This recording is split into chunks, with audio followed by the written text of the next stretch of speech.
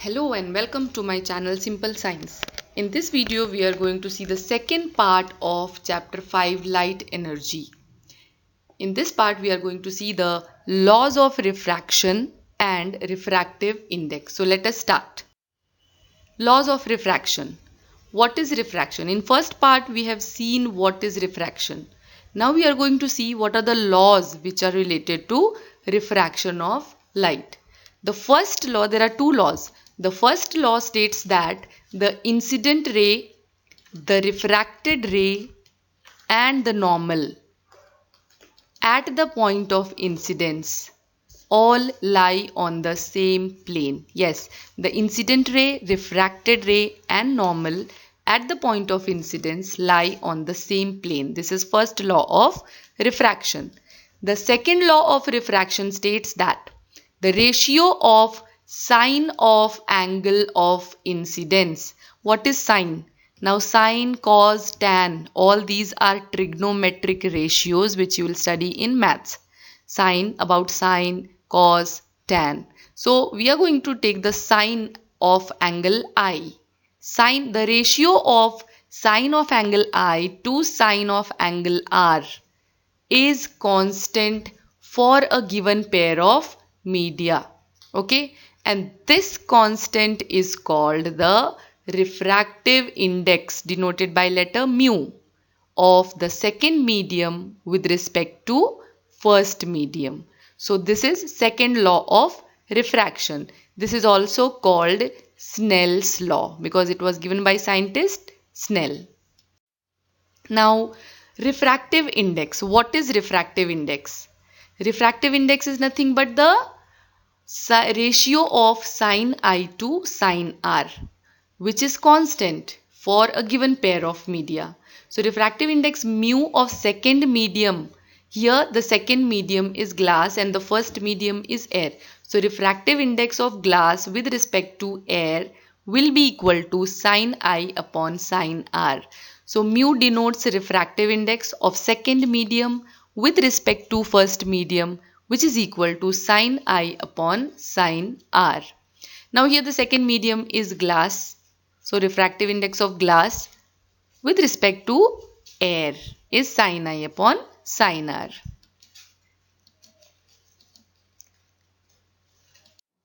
Absolute refractive index. What is absolute refractive index?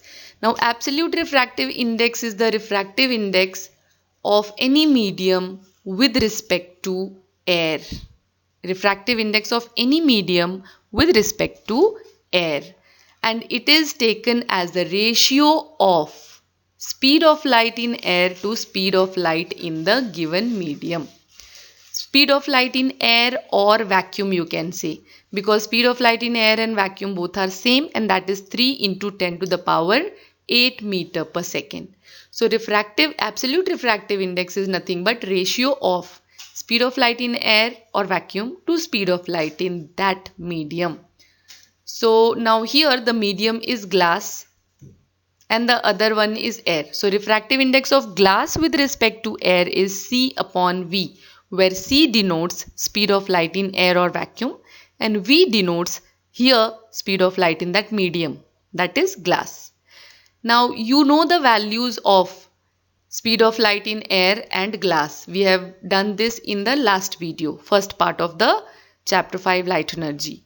So speed of light in air is 3 into 10 to the power 8 meter per second and speed of light in glass is 2 into 10 to the power 8 meter per second.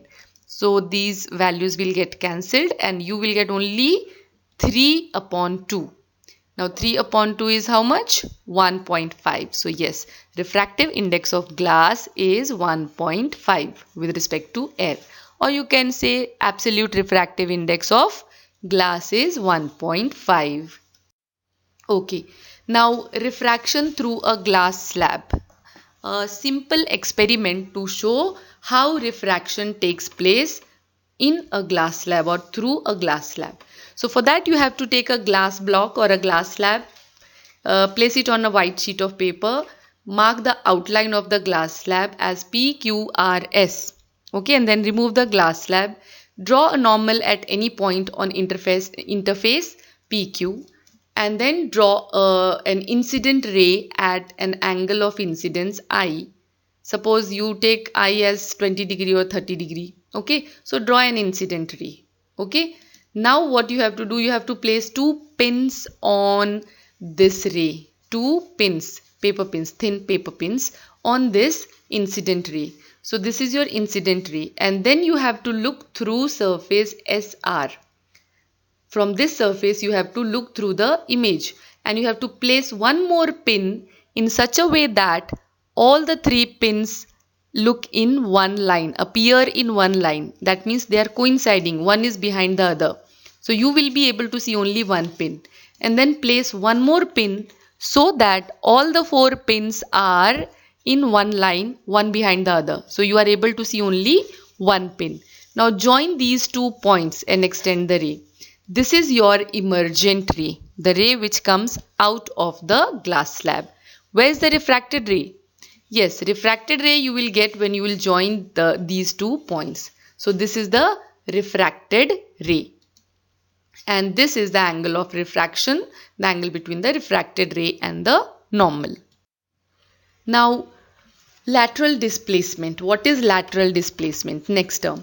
Now you know that when light ray is incident on the glass surface with certain angle I, it gets refracted at certain angle R, and if you draw a normal at the second surface, it comes out of the glass block, and this is emergent ray. One thing you have to notice that the incident ray and the emergent ray are parallel to each other. If you extend the incident ray, this red dotted line, extension of incident ray, and the emergent ray, they are parallel to each other. And the perpendicular distance between incident ray, direction of incident ray, and the emergent ray x is called the lateral displacement. So lateral displacement is nothing but the perpendicular distance between emergent ray and the direction of incident ray. Now, what are the factors on which this displacement depends? Lateral displacement depends. Whether the lateral displacement or the distance between the incident ray and emergent ray will be less or more, that depends on certain factors. What are the factors? One factor is thickness of the glass, and the second factor is angle of incidence I. And how does it depend? It directly depends on both the factors. That means if thickness is more, lateral displacement will be more, and vice versa. And how does it depend on angle of incidence? If angle of incidence is more, lateral displacement will be more, and vice versa. And it also depends on refractive index of the glass, which is or any medium. For glass or any medium, any other medium, it will be constant. But if refractive index is more, lateral displacement will be more. Okay, few examples of refraction of light. Now, the twinkling of stars, the formation of mirage, the bending of pencil, apparent bending of pencil or stick, and the apparent position of sun. All these are because of refraction of light. Now, light, when it enters from or travels from one medium to another, or optically rarer medium to optically denser medium, it changes its direction. So when light, in case of apparent position of sun is seen 2 minutes before sunrise and 2 minutes after sunset. Why does this happen? Because when a ray of light is coming from sun, when it enters Earth's atmosphere, it bends and follows a curved path.